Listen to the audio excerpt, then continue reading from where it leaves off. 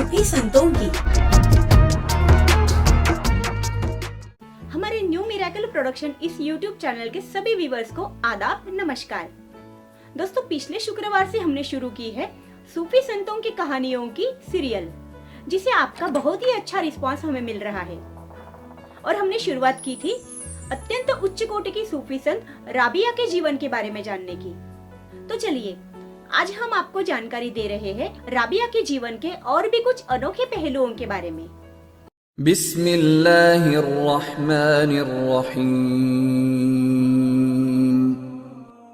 एक बार जब वे हज को गई तो उस समय उनके पास एक बहुत ही दुर्बल गधा था। उसी पर वह अपना सामान लाद कर काफिले के साथ चली। मार्ग में गधा मर गया। लोग बोले, आपका सामान हम ले चलेंगे। उत्तर दिया, तुम जाओ, मैं तुम्हारे भरोसे नहीं आई हूं।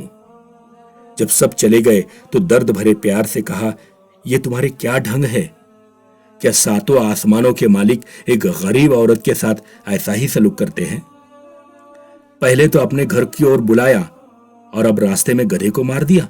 वह कह ही रही थी कि इस बियाबान यानी जंगल में निपट अकेली मैं भला क्या करूं कि गधा जिंदा हो जाए। खुशी खुशी सामान रखकर वो आगे चली और लोगों ने लिखा है कि वह जानवर उसके बाद भी बहुत दिनों तक जिंदा रहा। मक्का के निकट पहुंचकर वो एक जंगल में ठहरी। उसके मन में मंथन हुआ, मैं एक मुट्ठी खाक हूं और काबा पत्थर का मकान। मैं चाहती हूं कि विला वासिता यानी बिना माध्यम के तू मिल जाए। वो बोले, आए राबिया, मेरे दीदार की यह कैसी तमन्ना तेरे दिल में पैदा हुई है? क्या तू नहीं जानती कि मूसा की दुआ पर मैंने अपनी तजल्ली यानी तेज का एक ही कतरा कोहेतूर पर भेजा था। कोहेतूर वह पर्वत जिस पर हजरत मूसा ने ईश्वर का प्रकाश देखा था, जिससे पहाड़ टुकड़े टुकड़े हो गया। क्या तू चाहती है कि तेरे लिए मैं अपना जलाल जाहिर करूं और ये दुनिया नेस्त नाबूद हो जाए और सारे आलम का खून तेरे एमाल नामे में लिखा जाए? अब राबिया अपने वतन बसरे में आकर इबादत करने लगी।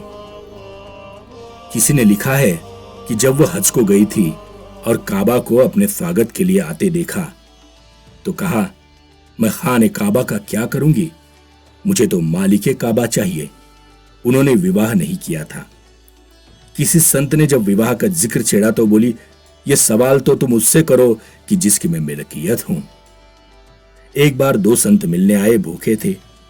यह भी सोचा राबिया के यहां जो मिलेगा हलाल यानी पाक होगा। उसके पास 2 रोटियां थी, वो उनके सामने रख दी। अभी खाना शुरू नहीं किया था कि एक फकीर आया और राबिया ने वे रोटियां उठाकर उसे दे दी। कुछ देर में एक दासी एक तश्तरी में कुछ खाना लाई। गिना तो 18 रोटियां थी। राबिया ने यह कहकर कि ये मेरे लिए नहीं है, उन्हें वापस कर दिया। कुछ देर बाद दासी फिर आई। अब की गिना तो 20 थी। राबिया ने अब संतों के सामने रख दी। संत भोजन करते समय मन ही मन इस घटना पर आश्चर्य कर रहे थे। जब भोजन कर चुके तो राबिया से पूछा कि क्या राज था। राबिया ने कहा, जब तुम आए तो मैं जानती थी कि तुम भूखे हो। 2 रोटियां नाकाफी होगी।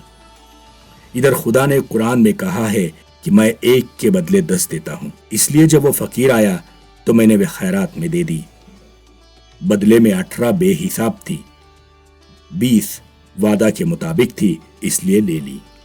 इतना गहरा विश्वास था उसको अपने प्रियतम में, और वो भी दोस्ती निभाने में कमी न करते।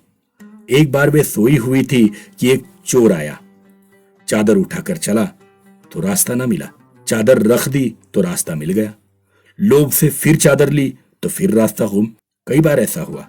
आखिर आवाज आई, क्यों अपने को परेशानी में डाल रहा है?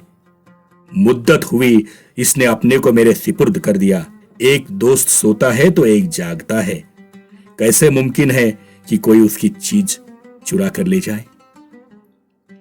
उनकी अहिंसा और सर्वात्म भावना से प्रसिद्ध धर्मोपदेशक और विद्वान संत हसन बसरी की आंख खुली। वे कहीं जंगल में थी। जंगली जानवर और परिंदे मित्र भाव से उन्हें घेरे खड़े थे। इतने में हसन उधर से कहीं आ निकले और उन्हें देखते ही पशु पक्षी भयभीत होकर भागे। हसन के दिल को चोट लगी। पूछा, ये क्यों? राबिया ने कहा, खाया क्या था? बोले, गोश्त। राबिया बोली, जब तुम उन्हें खाते हो तो वे क्यों न तुमसे भागे और डरे। हसन बसरी भी बहुत ही ऊंचे दर्जे के संत थे। वो अक्सर रोते थे, और इतना कि कहते हैं कि उनके आंसू पनाले से बह निकलते। एक बार आंसू की बूंदें पनाले से किसी पर गिरी तो उसने पूछा, ये पानी कैसा है।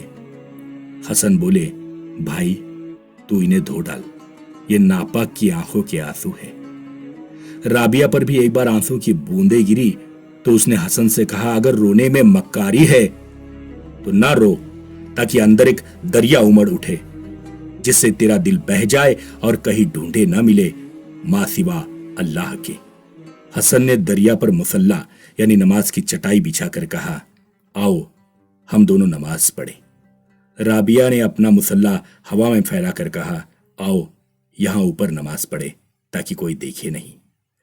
हसन का मुसल्ला पानी पर स्थिर था तो राबिया का आकाश में।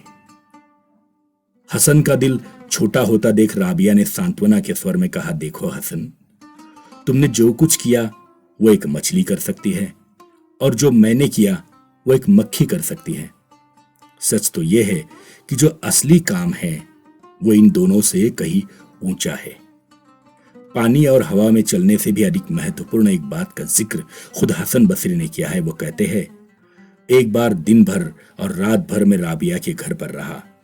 फलसफाना और सूफियाना चर्चाएं होती रही, पर ना तो मेरे दिल में यह ख्याल आया कि मैं मर्द हूं और एक औरत से बात कर रहा हूं, और न राबिया को ही यह भान हुआ कि वो औरत है। एक बार हसन बसरी कुछ संतों के साथ राबिया के घर आए। उनके यहां कोई चिराग न था। लोगों को चिराग की जरूरत हुई तो उन्होंने अपनी उंगलियों पर फूंक मारी और उंगलियां चिराग की तरह जलने लगी। एक बार ईश्वर प्रेम के बारे में कुछ लोगों के पूछने पर राबिया ने कहा, मोहब्बत अजल यानी अनादिकाल से अबद यानी अनंत काल तक गुजरी, पर कोई ऐसा ना मिला जो उसका एक घूंट भी पीता। आखिर वासिले हक यानी ईश्वर मिलन हुई और वहां से आवाज आई, हम उनको दोस्त रखते हैं और वो हमको दोस्त रखते हैं। अर्थात जिनके दिल में ईश्वर की सच्ची भक्ति है वो ईश्वर के मित्र होते हैं और ईश्वर उनका मित्र। राबिया की एकनिष्ठ ईश्वर भक्ति उनके एक मजेदार स्वप्न में प्रकट हुई। स्वप्न में हजरत मोहम्मद ने राबिया से कहा, क्या तू मुझे दोस्त रखती है?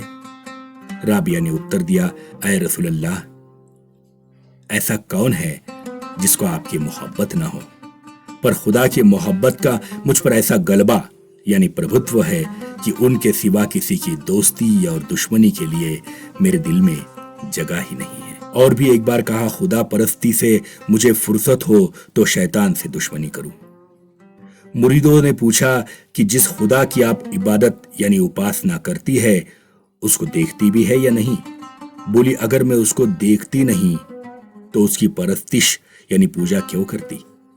राबिया अक्सर रोया करती थी।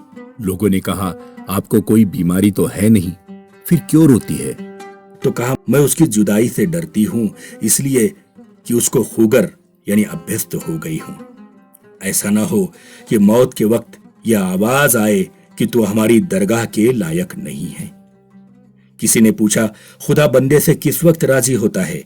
राबिया ने उत्तर दिया, वो उस वक्त राजी होता है जब बंदा मेहनत पर इस तरह शुक्र यानी कृतज्ञता करे जैसे नेमत यानी सुख संपदा पर करता है। गुनाहगार की तौबा यानी पश्चाताप कबूल होती है कि नहीं?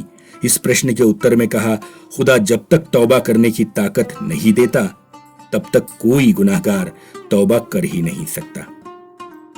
जब वो तौबा की ताकत देता है तो तौबा कबूल भी करता है। राबिया का कहना था कि अल्लाह की राह पर हाथ पैरों से नहीं चला जाता सिवा दिल के। जब दिल बेदार यानी जागृत हो जाए तो शरीर के और अंगों की सहायता की आवश्यकता नहीं रहती। बेदार यानी जागृत दिल वो है जो हक में गुम हो जाए, उसे फिर शरीर का भान ही कहा। यही दर्जा फनाफिल्लाह का है, अर्थात ईश्वर प्रेम में आत्मविस्मृति। दिल को ऐसा रंगो कि सब उसी रंग में रंग जाए।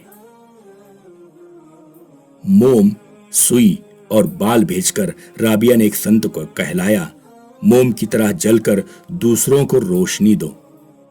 सुई खुद नंगी रहती है मगर दूसरों को कपड़े सीकर पहनाती है। वैसे ही तुम भी खल्क यानी जनता की बेगरज खिदमत करो। तब तुम बाल की तरह लचकीले, हलीम और बेखतर हो जाओगे। हसन ने पूछा कि तुमने ये दर्जा कैसे पाया? बोली, मैंने दुनिया की सारी चीजों को खुदा की याद में डुबा दिया और खुदा को पाया कोरी इबादत से। राबिया की मान्यता थी कि वाचिक त्याग झूठों का काम है और अहंकार पूर्वक त्याग करने से अहंकार त्याग की आवश्यकता बनी रहती है। सब्र अगर मर्द होता तो करीम होता। इससे उनका मतलब यह है कि अविचल संतोष ईश्वर की कृपा का कारण होता है। ईश्वरीय ज्ञान का एक ही अर्थ है कि मन ईश्वर की ओर चले। ज्ञानी का लक्षण यही है कि वह ईश्वर से शुद्ध और पवित्र अंतःकरण मांगे और फिर उसे ईश्वर ही को सौंप दे, ताकि वह सुरक्षित और दुनिया के नशे से दूर रहे। सालेह आमरी नाम के संत अक्सर कहते थे कि जब कोई किसी का दरवाजा खटखटाता है तो कभी न कभी दरवाजा खुल ही जाता है। एक बार राबिया के सामने जब उन्होंने ये कहा तो वे बोली, ये कब तक कहते रहोगे कि खुलेगा? पहले बताओ कि वो बंद कब हुआ जो आइंदा कभी खुलेगा? ये सुनकर सालेह को होश आया। उनकी बड़ी प्रशंसा की। कोई आदमी हाय गम कहता था। सुनकर बोली, अरे हाय बेगमी कहे, क्योंकि गम वाले को तो सांस लेना भी दूभर है, बोलना तो दरकिनार। तो दोस्तों अब आपसे इजाजत चाहेंगे। संत राबिया के ही बारे में और भी जानकारी हम आपको देंगे अगले एपिसोड में। और हाँ, अगर आपने इस चैनल को अब तक सब्सक्राइब नहीं किया है तो जरूर करिए। तो मिलते हैं अगले हफ्ते। शुक्रिया।